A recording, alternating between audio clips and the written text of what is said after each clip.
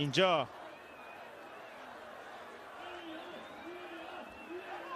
روی طاهرخانی خطا که به نظر میرسه. ببینیم کفا گذاشت روی پای طاهرخانی. عجب تصویری گرفتن همکاران من در وی آر. داره ملاحظه میشه. احتمالاً خود داورم بیاد جلو. کفا گذاشت پورعلی گنجی روی پای طاهرخانی. بله میره وی آر. اومد نیمکت ذوباهن خوشحال شد برای لحظاتی.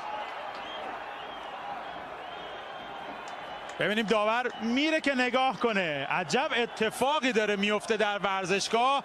دقایق پایانی بازیکن‌های پرسپولیس مضطرب و نگران و معترض. تصویر فوق‌العاده‌ای را می‌بینید از داور و وی آری که اونجا مستقر. هواداری ذوباهن منتظر خوشحالی هستن. البته هنوز داور اعلام پنالتی نکرده. داره صحبت میکنه با بیژن حیدری.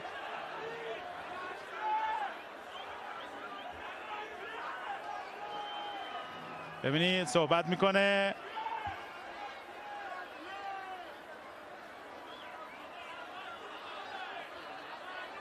ببینید اینجا پا رو میذاره. داور میاره رو به زمین. ببینیم همه منتظر تصمیم داور هستن. هیچی نیمکت ذوباهن